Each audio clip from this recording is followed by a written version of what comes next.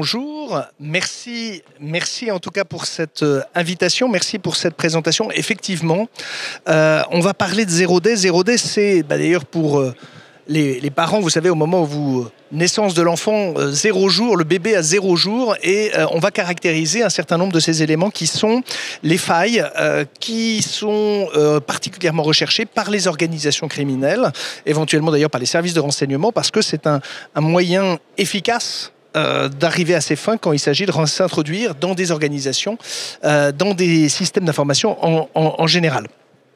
On va juste essayer de faire dérouler cette présentation. Ouais, si ça veut. Voilà, s'il y a un petit... Hop, il y a un petit... Hop. Alors, oui, formidable. On va passer à la suivante. Voilà. Hop. Alors un mot juste pour me présenter quand même pour Trend Micro. Trend Micro, c'est une entreprise qui a une trentaine d'années, qui est un spécialiste de l'analyse, de la caractérisation de la cybermenace. Et c'est une entreprise qui réunit à peu près 7000 personnes dans le monde. À peu près, c'est un ordre de grandeur parce qu'il faut effectivement donner quelques chiffres de manière à caractériser l'activité. 2 milliards, un peu plus de 2 milliards de dollars de chiffre d'affaires.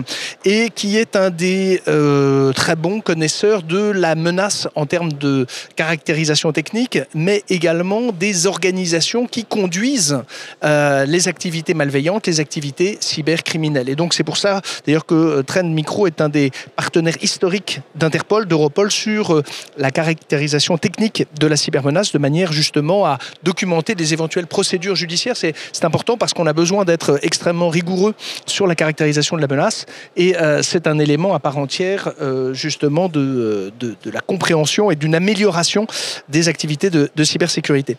La difficulté dans laquelle on va se trouver, c'est que évidemment nos organisations privées, publiques, donc que ce soit des administrations, des collectivités ou des entreprises de toute taille, globalement ça ressemble à ça.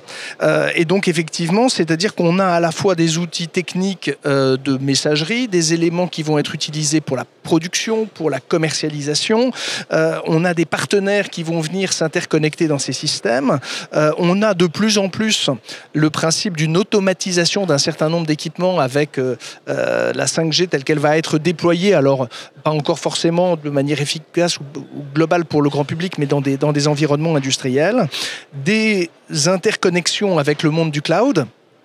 Et donc, c'est autant d'occasions, c'est autant de systèmes dans lesquels, effectivement, on a des programmes informatiques, on a des systèmes d'information, on a des réseaux, on a des applications, et potentiellement, ces applications, ces systèmes, ces équipements ont été composés avec des programmes, avec des lignes de code qui peuvent conduire à fragiliser les exploitants de ces éléments techniques, notamment à l'occasion de failles qui auront été découvertes. Alors évidemment, la faille, elle est d'origine humaine, puisque c'est un homme, une femme qui a composé les lignes de code permettant d'élaborer ce service.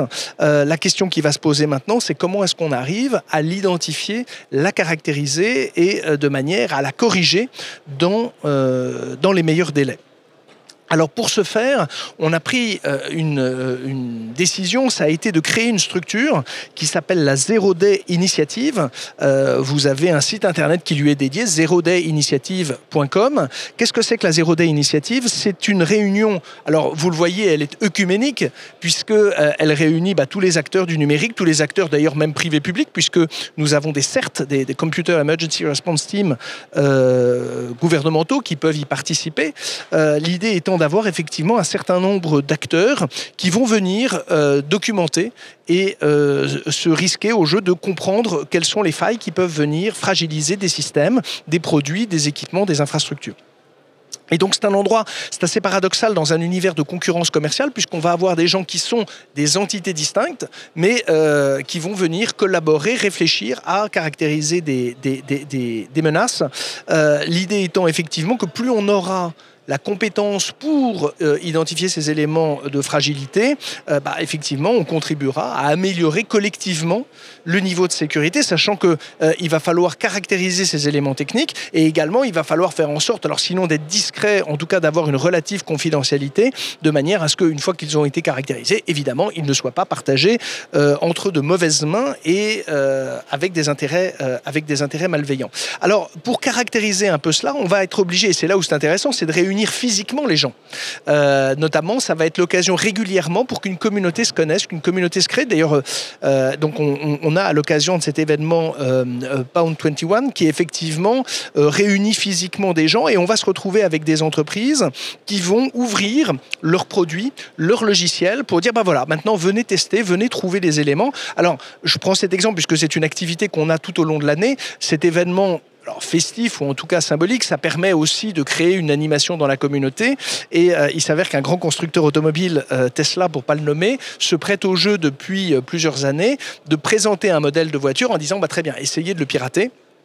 Et accessoirement, il y a des primes puisqu'on met une dotation effectivement d'1 million de dollars pour les hackers éthiques qui donc trouvent ces éléments. Et la règle, enfin je dis pas la règle parce que c'est devenu une tradition puisque maintenant on est arrivé, Tesla offre la voiture à l'équipe qui a gagné. Et alors cocorico, puisqu'il s'avère que cette année, c'est une équipe française qui a remporté le prix. Et donc c'est tout à fait bienvenu, mais évidemment ça se fait dans un environnement international.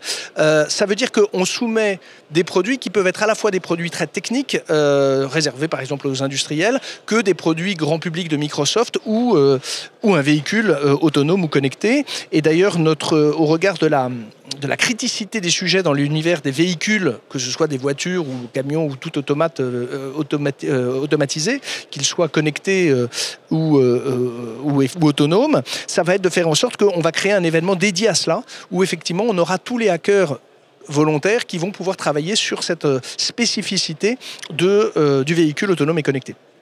Alors, juste pour parler de caractéristiques, de manière à mettre quelques chiffres sur ce problématique des failles 0day, si on prend le premier semestre 2021, on en a trouvé 770 failles à l'occasion qui ont été d'identifier, caractériser, c'est-à-dire qu'on est capable de l'identifier évidemment, mais de la situer dans un environnement technique, de comprendre quels pourraient être les usages problématiques de celle-ci, et pour vous montrer la progression, effectivement, pour nos dernières statistiques, on est passé de 770 à 944, donc une progression régulière. Alors évidemment, plus on cherche, plus on trouve, même s'il y a une ambition certaine des éditeurs, des concepteurs des produits, de réduire cette exposition au risque et de faire en sorte que ce ne soit pas des éléments de fragilisation de son organisation, mais il n'empêche que manifestement, soit on est meilleur un peu plus chaque année pour en trouver, soit malgré la vigilance des concepteurs, il y a encore une marge d'amélioration manifestement. Donc on est sur ce nombre de vulnérabilités. Simplement, toutes les vulnérabilités ne se valent pas. Et dès lors que toutes les vulnérabilités ne se valent pas, on les a caractérisées en 4 niveaux. Elles peuvent être low, medium, high and critical. C'est-à-dire qu'évidemment, pouvoir prendre le contrôle d'un site internet pour modifier la couleur du logo, c'est désagréable pour les équipes marketing. Ça peut être éventuellement un véhicule concernant des fraudes ou semer le doute et porter atteinte à la sérénité de l'exercice du site internet. Alors évidemment, si c'est un site marchand, ça peut être problématique, mais on est en tout cas dans un élément peu critique d'un point de vue technique, et on voit bien qu'au contraire, on va avoir des failles qui peuvent jouer sur des éléments extrêmement importants du point de vue de la disponibilité, de l'intégrité, voire de la confidentialité des systèmes pilotés, opérés par ces systèmes d'information. Donc on a dans la progression, globalement évidemment, heureusement, les failles critiques sont moins nombreuses, mais ce n'est pas une consolation dans le sens où vous avez bien compris que ça peut être un élément déterminant quant à la durabilité, à la sécurité des équipements qui sont ainsi protégés en tout cas qui sont opérés par ces systèmes. Donc on a cette évolution-là. Et juste pour attribuer la paternité ou la maternité de ces équipements, de ces vulnérabilités, vous revoyez les acteurs du secteur, Cisco, Google, Microsoft, Fortinet, etc. Et effectivement, Trend est un des contributeurs productifs à cette caractérisation des vulnérabilités, surtout dans le haut du spectre, ce qui est plutôt satisfaisant pour les équipes. À ce titre, on a fait un choix politique, j'allais dire, ou stratégique à l'été dernier, en août 2022, qui a été parce que la procédure, une fois qu'on a trouvé la faille, une fois qu'on l'a caractérisée, on va voir l'éditeur de cette faille et on lui donnait jusqu'à présent un délai de 90 jours pour procéder à la correction et à la publication de la faille. C'est-à-dire que cette idée de dire, alors évidemment, ça peut paraître court, mais c'était un moyen on fléchait le problème et c'était de la responsabilité de l'éditeur de venir corriger cette faille.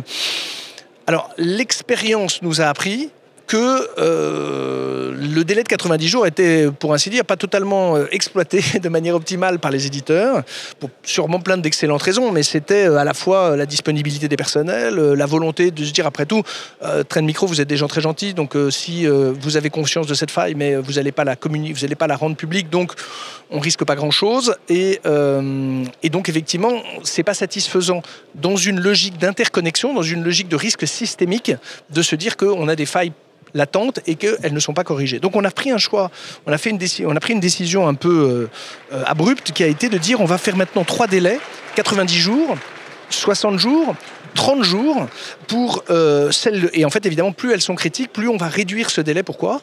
Alors, il ne s'agit pas de tordre le bras aux éditeurs, mais un peu, en tout cas, de les inciter fortement à dire maintenant, vous devez... Il y a un régime, une logique de responsabilité à avoir justement une compréhension de ces failles et de ces correctifs. Et nous considérons que ça va être un élément vertueux pour la chaîne numérique, effectivement, de se dire que dès lors qu'elle est d'une criticité avérée, faire en sorte justement qu'on puisse la corriger dans des délais les plus courts possibles, parce qu'on est conscient évidemment que l'entreprise n'est pas forcément informée du risque encouru, et donc elle découvre cela et elle a un délai limité pour le faire. En fait, ce qu'il faut garder à l'esprit, c'est que pourquoi est-ce que ces failles zero day sont importantes ?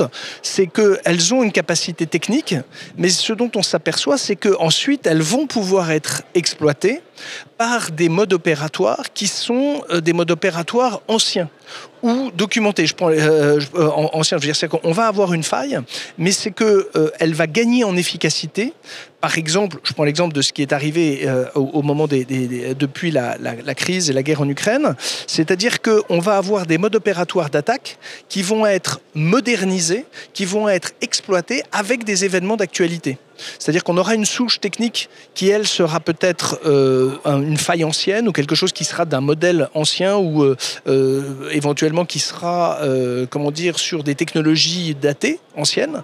Mais par contre, le pirate va la moderniser, va l'utiliser pour gagner en efficacité. Quand il va vouloir mettre un logiciel malveillant avec une charge active, il va utiliser un fait d'actualité moderne, contemporain, pour justement inciter à l'enclenchement de la charge malveillante de son logiciel. Et donc c'est vrai qu'on a une combinaison entre des modes opératoires qu'on a pu documenter et qui sont peut-être présents dans les organisations depuis assez longtemps, mais qui par contre vont gagner en efficacité vue de l'attaquant, parce que justement il y aura un élément effectivement de modernité qui permettra l'enclenchement du logiciel malveillant dans les systèmes de l'entreprise ou de l'administration ainsi visée.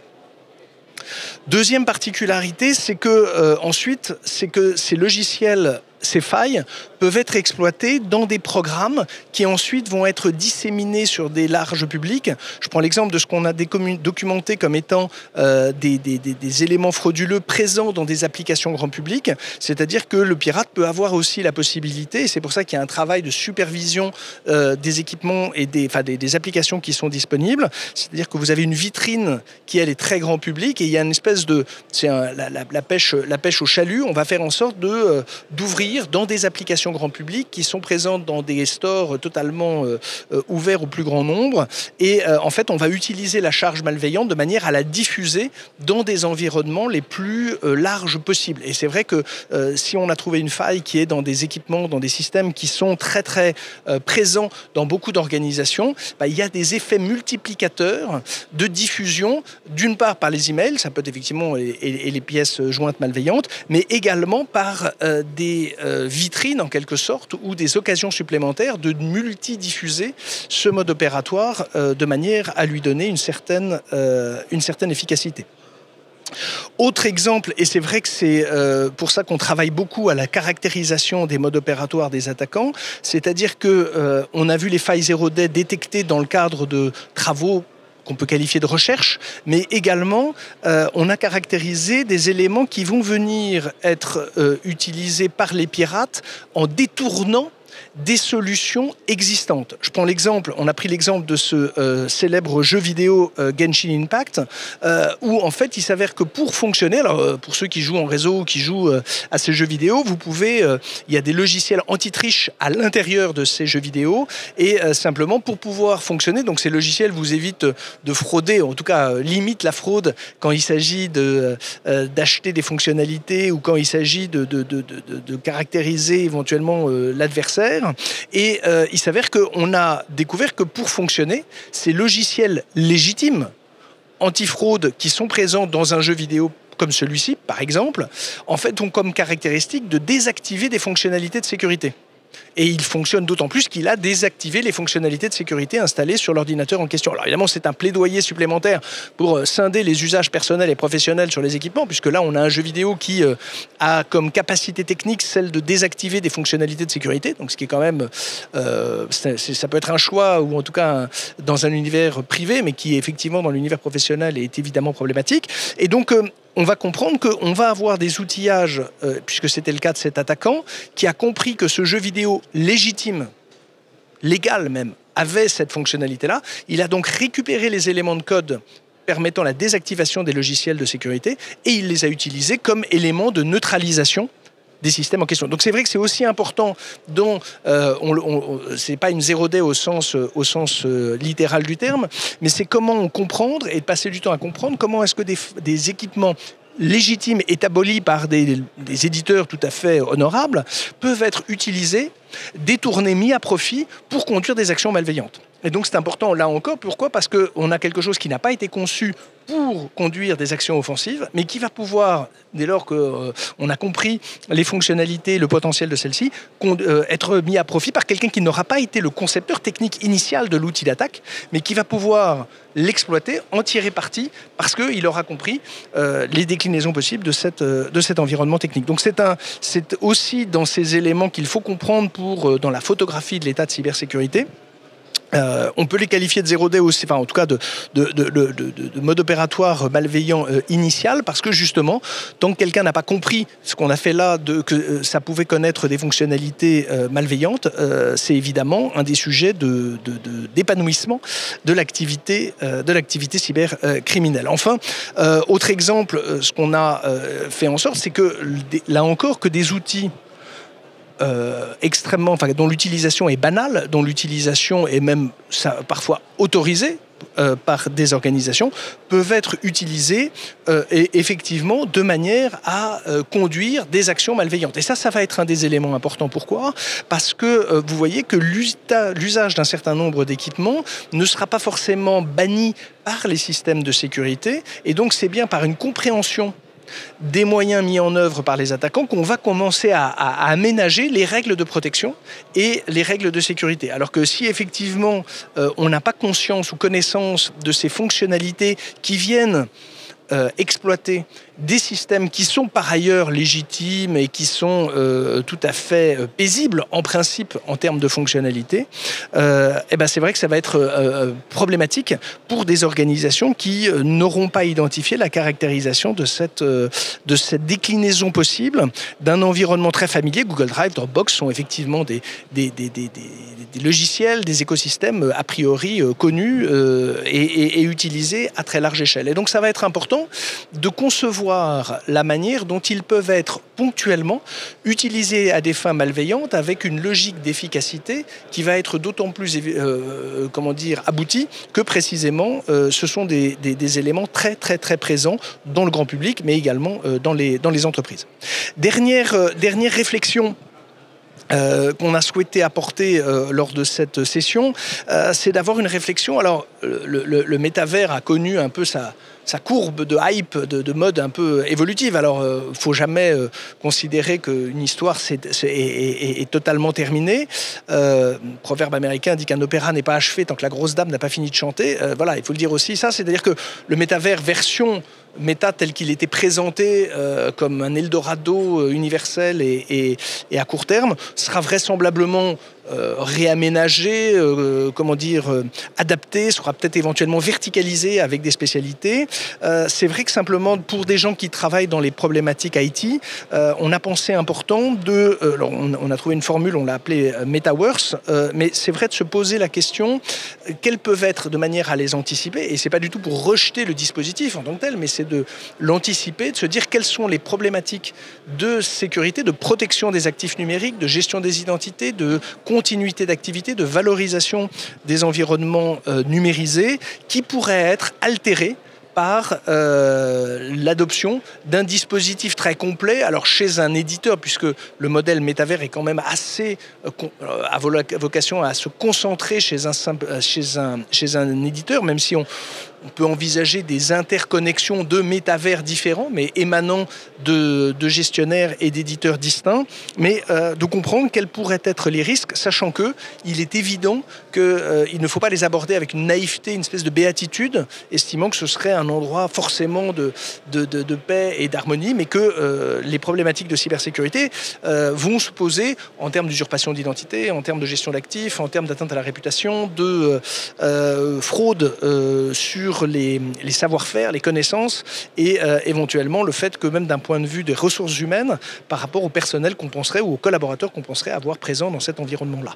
Donc là encore, on élargit la thématique des Zero Day. Pourquoi ? Parce que ça veut dire qu'on a un environnement et on se préoccupe de savoir comment est-ce que, au-delà des fonctionnalités techniques, de la valeur ajoutée qui pourra être créée dans cet écosystème, la manière dont, effectivement, des éléments malveillants pourraient venir le miner, le saper, le mettre en difficulté, créer des problématiques qui seraient évidemment beaucoup plus dommageables que les avantages qu'on espère dans son adoption et dans son déploiement. Donc ça va être important. Donc c'est une note qu'on tient à votre disposition. Elle est accessible. On a fait en sorte de la rendre disponible en ligne, de manière, là encore, et c'est dans la même culture que le Zero Day, c'est d'une part réfléchir à des éléments de fragilisation au moment où on ne les conçoit pas, où on ne les perçoit pas. Deuxièmement, de caractériser ensuite les problèmes qui peuvent être liés à cette découverte. Et trois, de partager cette information de manière effectivement à partir d'une idée simple qui va être que plus les gens seront